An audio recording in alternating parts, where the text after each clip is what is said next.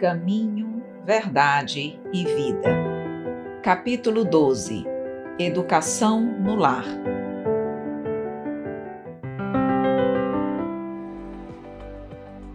Sou Evelyn Freire e estou aqui com você em mais um podcast.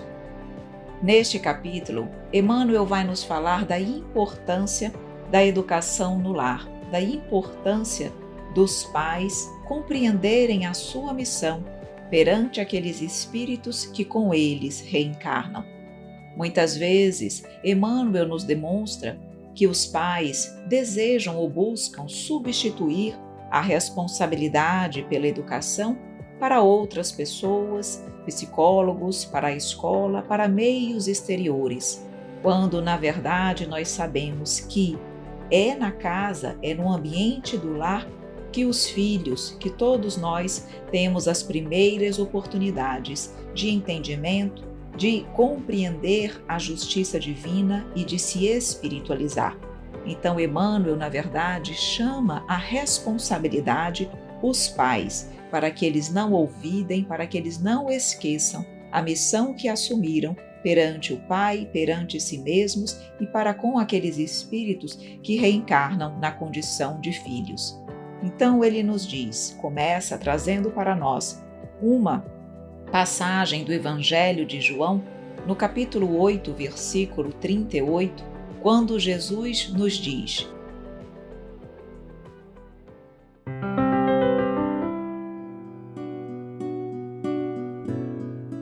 Vós fazeis o que também vistes junto de vosso Pai. Preconiza-se, na atualidade do mundo, uma educação pela liberdade plena dos instintos do homem, olvidando-se pouco a pouco os antigos ensinamentos quanto à formação do caráter no lar.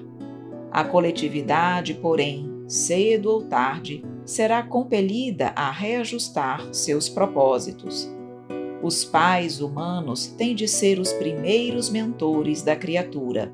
De sua missão amorosa decorre a organização do ambiente justo. Meios corrompidos significam maus pais, entre os que, a peso de longos sacrifícios, conseguem manter na invigilância coletiva a segurança possível contra a desordem ameaçadora.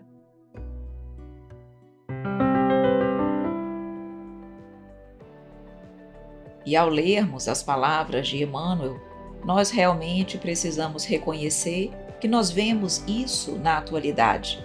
Busca-se uma educação pela liberdade plena do homem, ressalta-se muito as necessidades do mundo material, a necessidade, muitas vezes, de uma boa educação intelectual, olvidando-se, todavia, os ensinamentos morais, olvidando-se a necessidade de formar o caráter de nossos filhos, dando-lhes bons princípios, mostrando-lhes Jesus, através, por exemplo, da evangelização infantil, que todas as religiões, dentro do seu modo de ver, disponibilizam para as crianças, para os jovens, para os adolescentes.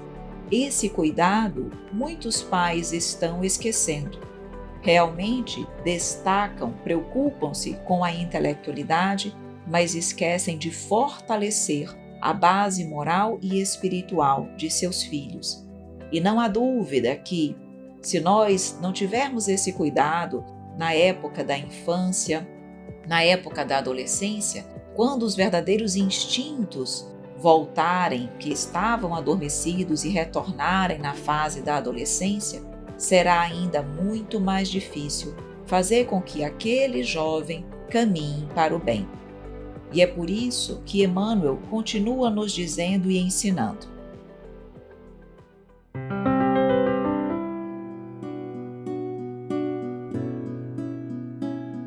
A tarefa doméstica nunca será uma válvula para gozos improdutivos, porque constitui trabalho e cooperação com Deus. O homem ou a mulher que desejam ao mesmo tempo ser pais e gozadores da vida terrestre estão cegos e terminarão seus loucos esforços, espiritualmente falando, na vala comum da inutilidade.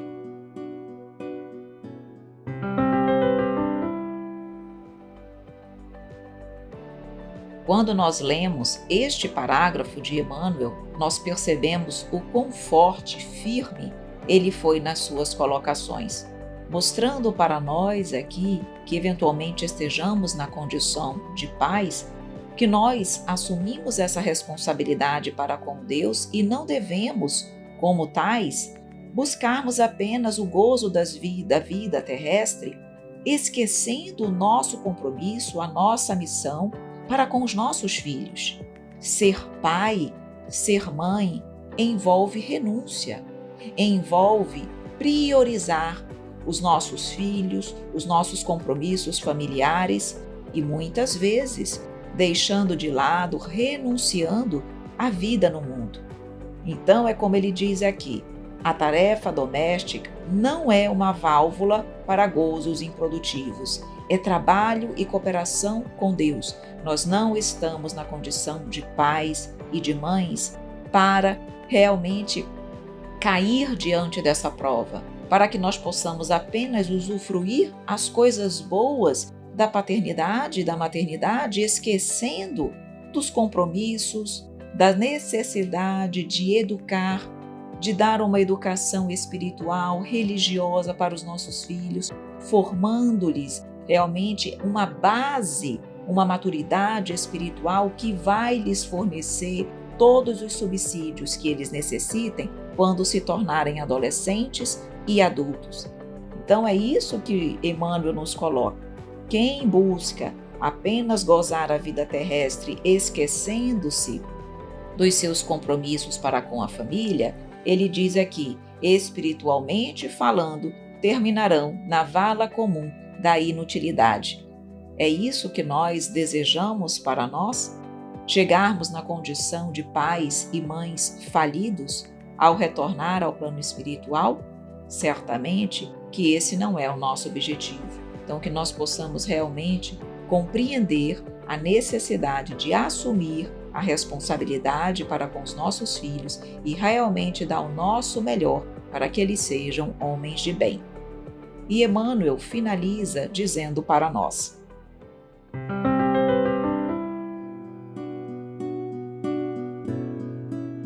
debalde se improvisarão sociólogos para substituir a educação no lar por sucedâneos abstrusos que envenenam a alma.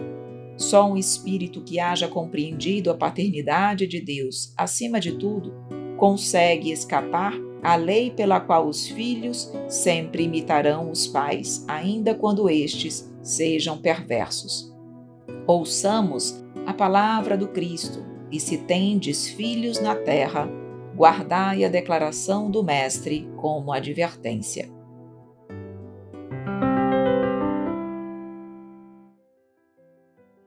E aqui Emmanuel nos mostra que muitos buscam psicólogos, escolas, para substituir a educação no lar, para fazer aquilo que os pais, muitas vezes, pela sua condição de ociosidade, preguiça, comodismo, não querem fazer.